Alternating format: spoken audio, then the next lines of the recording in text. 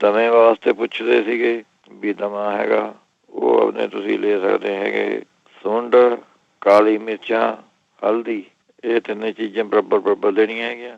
ਅੱਧਾ ਚਮਚਾ ਤੁਸੀਂ ਇਹਦਾ ਕੋਸੇ ਜਿਹੇ ਪਾਣੀ ਨਾਲ ਲੈ ਲਿਆ ਕਰੋ।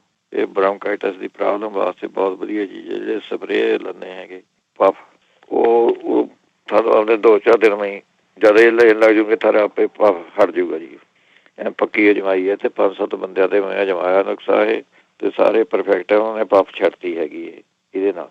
ਜੀ ਤੁਸੀਂ ਉਹ ਲੈ ਸਕਦੇ ਹੈਗੇ। ਇਹ ਉਹਦੇ ਕੇਲੇ ਦੇ ਵਿੱਚ ਮੈਂ ਤੁਸੀਂ ਆਪਣੇ ਕੱਟ ਕੇ ਕੇਲੇ ਨੂੰ ਵਿੱਚ ਮੈਂ ਕਾਲੀ ਮਿਰਚ ਭਰ ਕੇ ਉਹ ਰੱਖ ਲਓ, ਅਤੇ ਸਵੇਰ ਨੂੰ ਉੱਠ ਕੇ ਆਪਣੇ ਉਹਨੂੰ ਕੇਲੇ ਨੂੰ ਘੀ ਦੇ ਵਿੱਚ ਮੈਂ ਭੁੰਨ ਕੇ ਫਰਾਈ ਪੈਨ 'ਚ ਘੀ ਪਾ ਕੇ ਥੋੜ੍ਹਾ ਜਿਹਾ ਮਾੜਾ ਜਿਹਾ ਭੁੰਨ ਕੇ ਉਹ ਖਾਓ। ਇਹ ਵੀ ਦਮੇ ਵਾਸਤੇ ਵਧੀਆ ਚੀਜ਼ ਹੈ।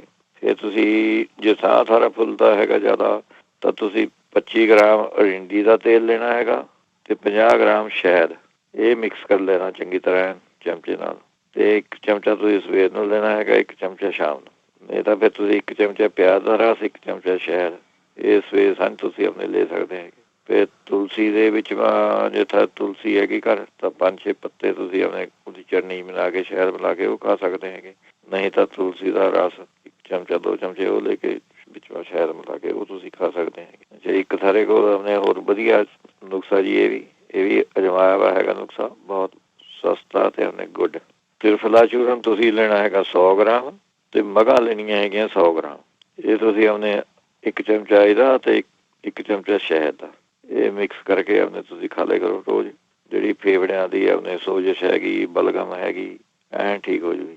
ਇਹ ਤਾਂ ਜਿਹੜਾ 10-10 ਸਾਲ ਦੇ ਵੀ ਆਪਣੇ ਇਹ ਫਾਰਮੂਲਾ ਆਪਣੀ ਵਾਈਫ 'ਤੇ ਮੈਂ ਅਜਮਾਇਆ ਸੀਗਾ ਜੀ, ਐਨ ਵਧੀਆ ਠੀਕ ਹੈ। ਹੁਣ ਐਤਕੀ ਦੇਖ ਲਓ ਜੀ, ਕੋਈ ਲੰਗਸ ਦੀ ਨੂੰ ਪ੍ਰੋਬਲਮ ਨਹੀਂ ਹੋਈ, ਬਹੁਤ ਵਧੀਆ ਚੀਜ਼ ਹੈਗੀ ਇਹ। ਫਿਰ ਤੁਸੀਂ ਇਹਦੇ ਵਾਸਤੇ ਹਾੜਾਂ ਅਤੇ ਬਹੇੜਾ ਇਹ ਬਰਾਬਰ ਲੈ ਕੇ ਇਹ ਰਾਤ ਨੂੰ 1 ਚਮਚਾ ਤੁਸੀਂ ਸੋਣੇ ਤੋਂ ਪਹਿਲਾਂ ਕੋਸੇ ਪਾਣੀ ਨਾਲ ਉਹਨੇ ਲੈ ਲਿਆ ਕਰੋ।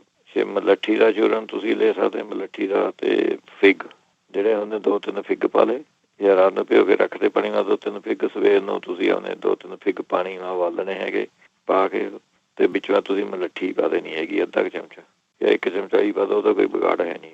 ਉਹ ਤੁਸੀਂ ਉਬਾਲ ਕੇ ਉਹਦੀ ਚਾਹ ਜੀ ਬਣਾ ਕੇ ਪੀ ਲਿਆ ਕਰੋ, ਪਹਿਲੇ ਫਿੱਗ ਖਾ ਲਏ ਪਿੱਛੇ, ਅਤੇ ਵਧੀਆ ਚੀਜ਼ ਹੈਗੀ। ਫਿਰ ਅਦਰਕ ਦਾ ਰਸ 3 ਚਮਚੇ 1 ਚਮਚਾ ਸ਼ਹਿਦ ਮਿਲਾ ਕੇ ਇਹ ਚੱਟ ਸਕਦੇ ਹੈਗੇ। ਕਰੇਲੇ ਦਾ ਰਸ ਤੁਸੀਂ ਉਹਨੇ ਜੂਸ ਪੀ ਸਕਦੇ ਹੈਗੇ। ਇਹ ਵੀ ਦਮੇ ਵਾਸਤੇ ਬਹੁਤ ਵਧੀਆ ਚੀਜ਼ ਹੈਗੀ।